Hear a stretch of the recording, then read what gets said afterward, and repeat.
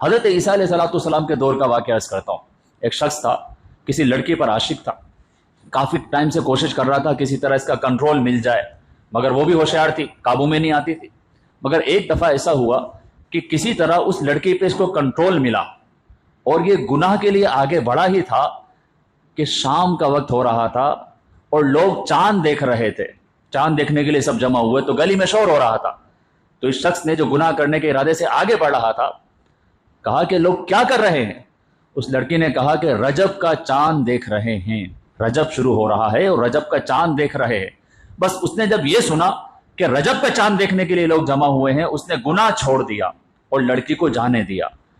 اب یہ واقعہ یہاں ہوا، ادھر اللہ کی طرف سے حکم آتا حضرت عیسیٰ علیہ السلام کے پاس کہ جاؤ، میرا بندہ ہے، اس کے پاس جاؤ اور اس کو میرا پیغام دو کہ اللہ سبحانہ و تعالیٰ تجھ سے خوش ہوا ہے کیونکہ تو نے رجب کی تعظیم کی ہے.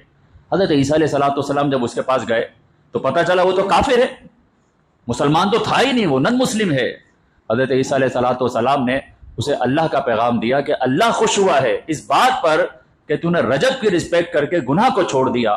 بس یہ نیوز جیسے ہی اس کافر کو ملی، اس نے سچے دل سے توبہ کی، کلمہ پڑھ کے مسلمان ہو گیا. ایک کافر رجب کی وجہ سے اپنے آپ کو سن سے، گناہ سے بچائے تو اس کو اسلام کی دولت مل جاتی ہے.